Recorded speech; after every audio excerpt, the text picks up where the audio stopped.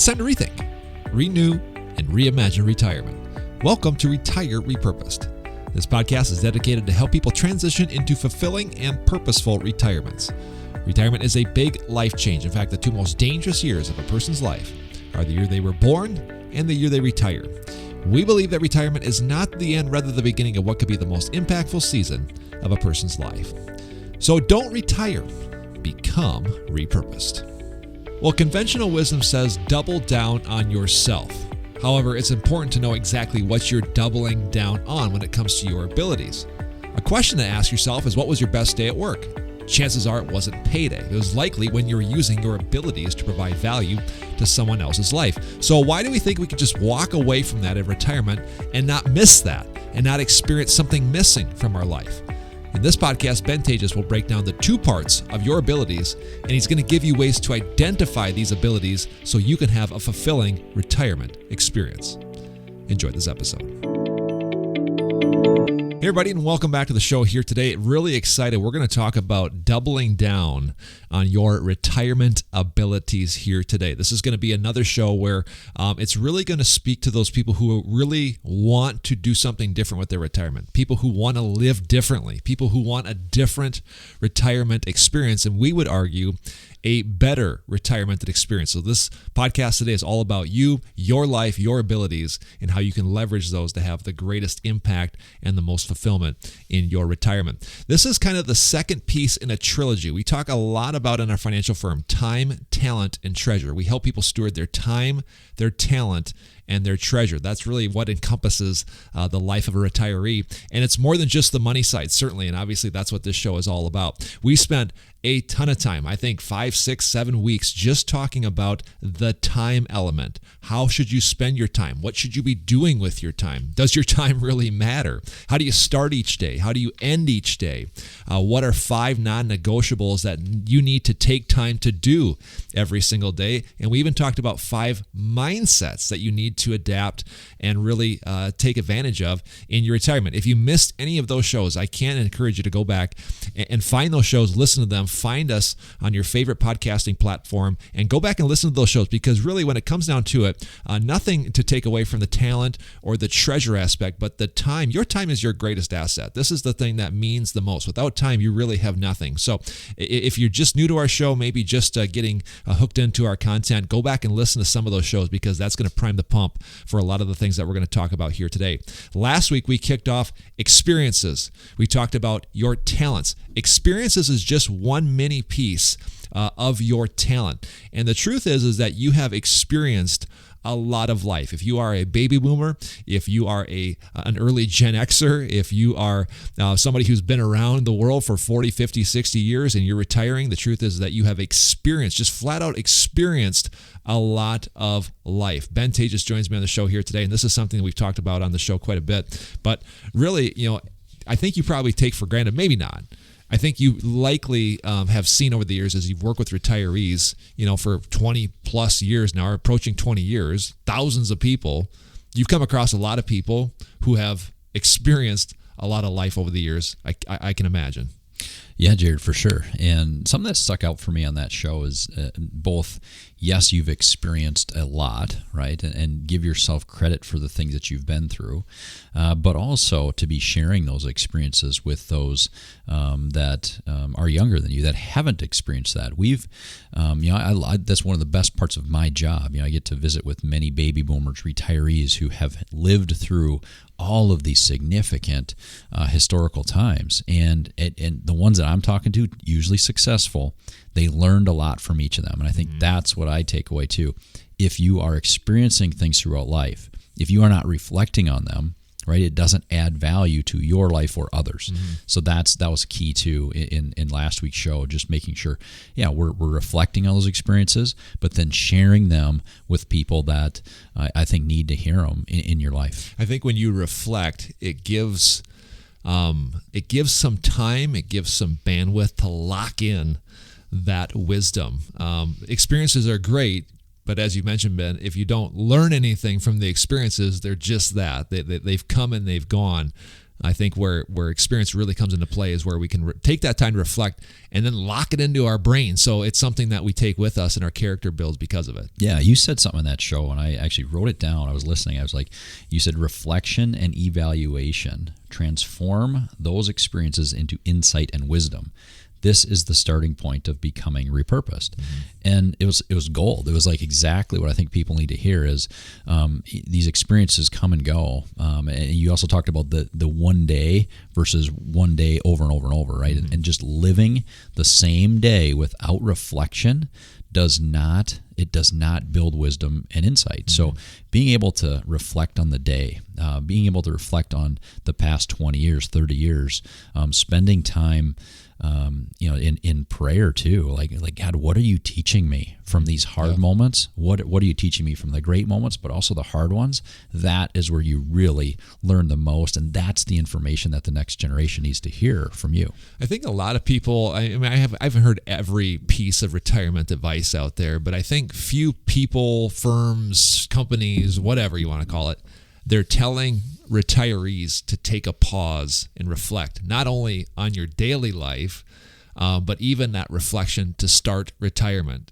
Before you just jump into the next thing, take a moment, whether that is literally a moment, a day, a week, month, year, whatever that is, but take a moment and actually spend some time and reflect, because that is what's going to set the stage, kind of lay the foundation. That's why we started with this particular concept.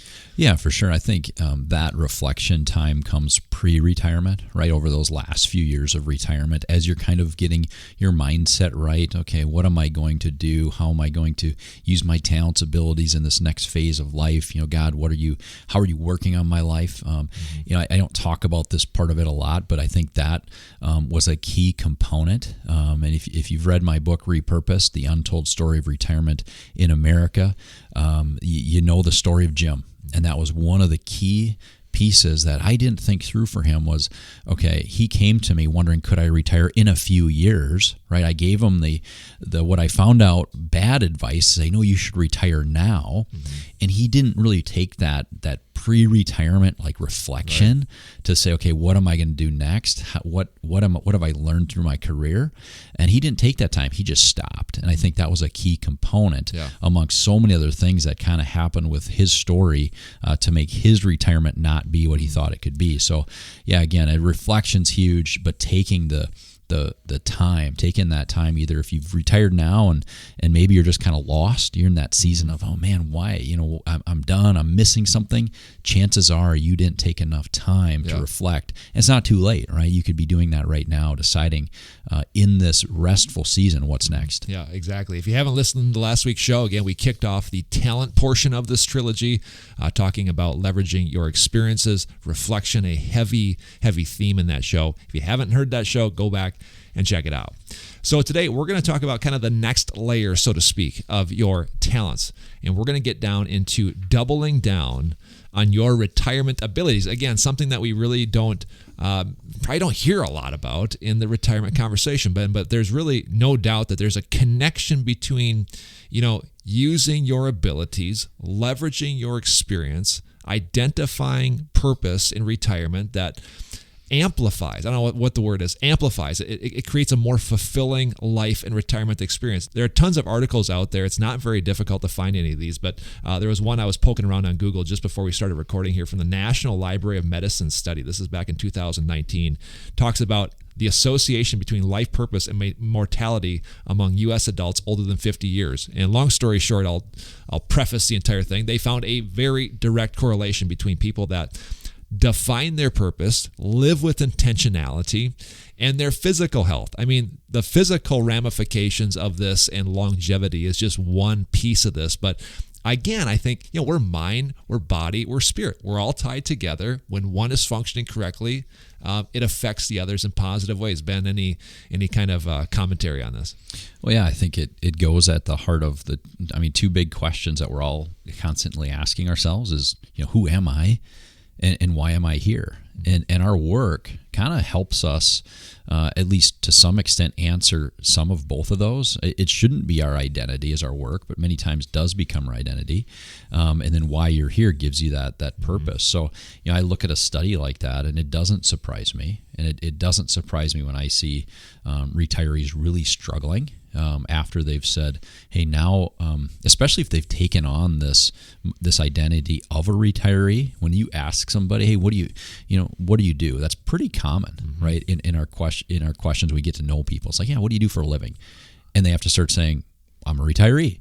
And they don't say, well, I was this and I was that. Now I'm doing this. It's I'm a retiree. And I think that can be part of their problem. So when I look at this particular article, what jumps out at me is that there is it's more than just you're going to struggle and feel as if you're lost. You're actually going to take years off of your life. Right.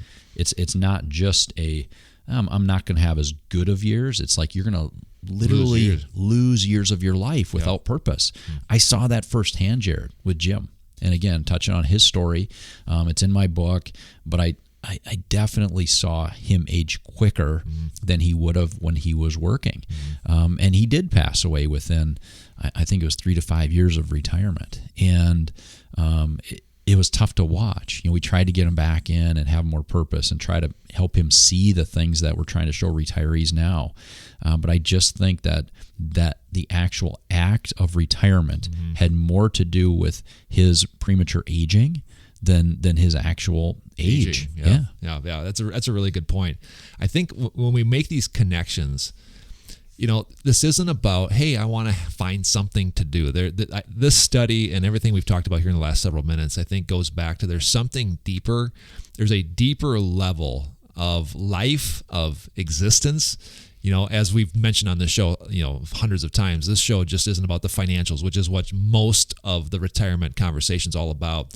I think once you get the financial set, again, I'm not taking away from the expertise needed in that. That's kind of the easy part. The harder part is the self-actualization. It's the now, like, I'm going to live in the most optimal way I possibly can, have the most fulfillment, have the most impact. And that's really what this is all about. And again, going back to the old way, the world's way of defining retirement, that deep philosophical question that's inside of all of us, like, why are we here? It just doesn't answer that question, does it? No, in fact, it does the opposite, Jared. It tries to tell us that we're here for us. And I think that's the biggest issue when you see a retiree that retires because they were told it was time for them. Hey, they could get more of their day back for themselves. They can spend more time focusing on their hobbies and you fill in the blank.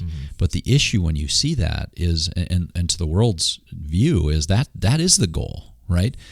More for me. And that's kind of what we see at the root of many of the problems in our society, in my life, and I know in most of us, is when we focus too much on our own well-being, and we focus too much and not enough, right, on those around us.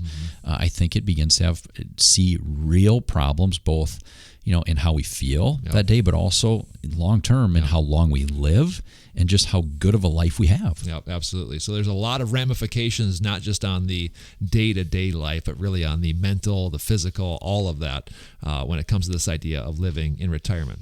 Let's talk about doubling down on your retirement abilities. There's common wisdom out there that says, double down on yourself, invest in yourself, believe in yourself, But the truth is that, we have to kind of understand who we are. We say this to high school kids all the time, like, follow your passions, follow who you are. And that's a tough sell at 18 years old. It's probably an unfair question lots of times for high school kids to try to figure this out. You have a lot more information though when you're 60, 65, perhaps 70. You've got 70 years maybe of life experience to kind of go back and really understand. So I'm not suggesting it's easy, but I am suggesting that you've got a lot of data to work with to really understand kind of who you are, so you can do this. You can double down on your abilities and really make the most of your retirement. Ben, we're going to kind of spend the next several minutes now breaking down kind of this idea of talents. Where do you want to start with this?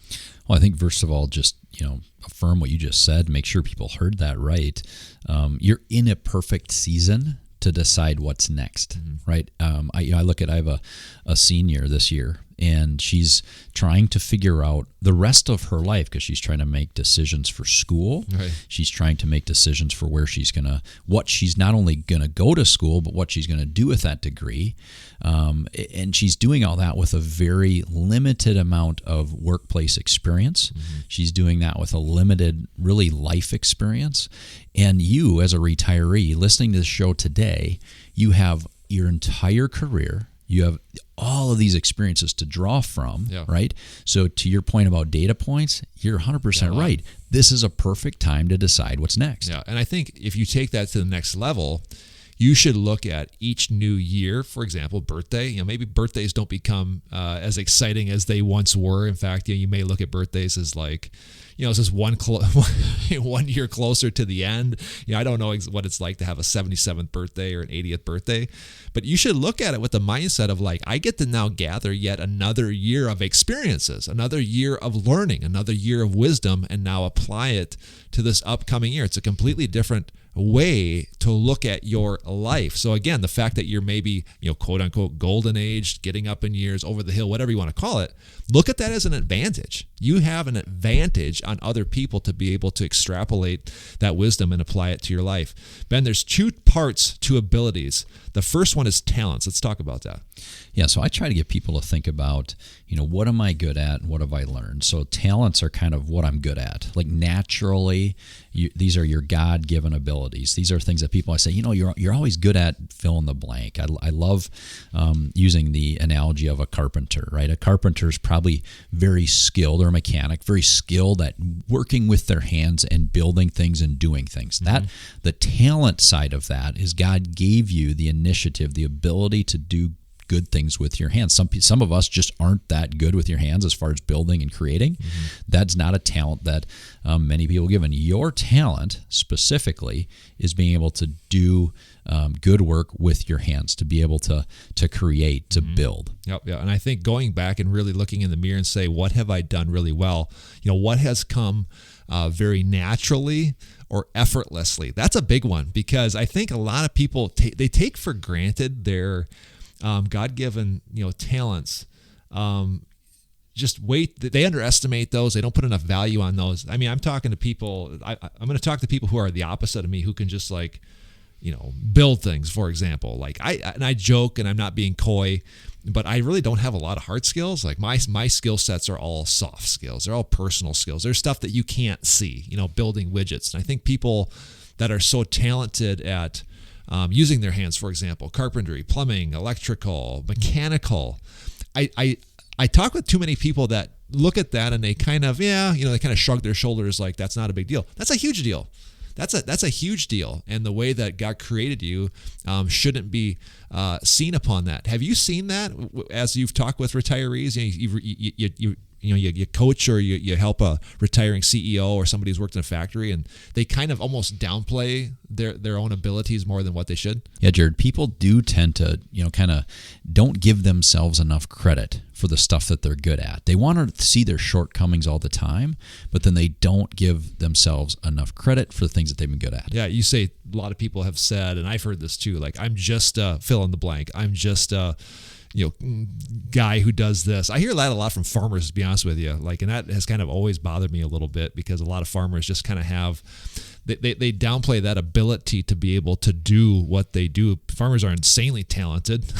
They grow food, for crying out loud. They can fix problems. They have a breakdown in a field and they can, somehow MacGyver together a combine to make sure that the job gets done. And I hear that a lot. Ben, I think you probably heard that as well. Yeah, I have heard that a lot. I hear it from different vocations, right? People, again, want to think of themselves as less than some other vocation, right? And they forget that, God has these specific God-given talents that you're using in your work, and the key is to find them. So before we move on to the next piece, let's pose a question to retirees or pre-retirees. What skills, more specifically talents, have you been using or not using in your current career that you could leverage now? Ben, what's maybe another thing that you could kind of throw out there to get people thinking about this idea? Well, I'd go back again to my favorite question, your best day at work. And I would say, what was it about it? And typically there was some talent, like God created you to do something. and you did a great job. Now, you did it for somebody else probably, but whatever that piece is, that's a good place to start. Yeah, I think that is a great, another great question, another great idea to ponder, so you can really start to hone in on what your talents are.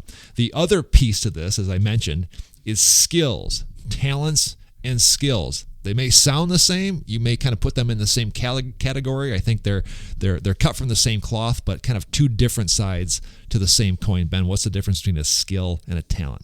Well, skill is more something that you have, either in work or at home, something that you have acquired the knowledge of knowing how to do. It's a specialized gift, something that you've learned, right, during your workplace. So going back to the carpenter analogy, if you're somebody that's good with your hands, right, people often say, you're just good at, building things and creating things. Well, the specific framing techniques, the specific use of certain tools, those things are more what I think about as skills. Yeah, I can see even people who are into design. They're into, they can see things, architecture. That's kind of the God-given talent. The skill is learning how to run the machines, the big giant machines that actually carve out these very intricate pieces of machinery. There's a honed-in skill, but that skill stems from your talent. I think that's where kind of all these things are tied together. Your skill set will actually grow a lot of times from your talents. I don't want to get ahead of myself because this is the next piece. That's also where the passion becomes. That actually comes from the mastery, of the thing, which is probably rooted in how you were created with these God-given talents. Would you agree? Yeah, and I think whether or not you're going to call it a talent or you're going to call it a skill, the key here is figure out which of these abilities were important for you in your work, right? That's really when you can find out both your talents and skills and to start to figure out how to use them more every day in retirement, that's how you're going to find, a more meaningful retirement. But don't forget, part of the reason work was valuable for you is, yes, you were using talents and skills, but you were doing it as part of a cause. You were creating value for others. So no matter what role you were in your company, there was value creation happening. You were either building something, helping somebody for somebody that was on your team. You were actually building an end product, something that people used all over the world. There was something, when you can see specifically what you were doing to impact other people by using your talents and skills, that's when you really start to see what made your work so important, and why I think people need to realize it is a big thing to remove that from your life. Yeah, it's not only a big thing, but I think it would be silly just to let those things die and go to waste. I think also, too, I'm thinking back to just kind of what does conventional retirement wisdom say? Well, again, we need to fill up your time because now you have a lot of extra spare time. With like the most quintessential piece of retirement advice is like, get a hobby and volunteer. Well, there's nothing wrong with those things, and we're not against you finding new hobbies, but don't look at hobbies as just a way to just pass time, just living a passive life and turning a life from intentionality into passivity. That's not really the goal. I mean, can you start a new hobby, but can that hobby help you hone in or build upon or develop a new skill? And then to your point now, taking that to help other people. It's a much different path to ultimately the same solution we want to get to, but it's on a different level. And again, we're connecting skills, God's, say and what he's given you, and also helping other people. I think it's just a radically different way to look at retirement. Yeah, it is, Jared. I think going back to this carpenter analogy I've been using is, hey, you've been given, this ability to see things and create them and want to build. So there's some talent there. You've learned the skills needed to build a house, to frame, and now you've moved off. It's just either it's too much physical labor, whatever the reason is, you're out of that. Could you go to a local school or be part of a program where you teach others to do that? That's when I think the gold comes. So if you could, again, use talents and skills and impact others, you really have all three there, and it might be on your own schedule. I think that's a big thing that we talk to people all the time. It's like, yeah, but I want to have my own schedule. I want to be more in control and spend more time with my loved ones and not miss that. I'm all for it. We just talked about that for 7 shows. Your time's really important. But I think you're not going to enjoy that time if that's your whole entire focus, right? So engineer into your workday, now your new kind of repurposed workday, some time where you're using talent, skills, helping others. But yes, it's on your schedule and you're able to help people and make the most of every single day. Securities offered through Avantax Investment Services. Member FINRA SIPC. Investment advisory services offered through Avantax Advisory Services. Insurance services offered through an Avantax affiliated insurance agency.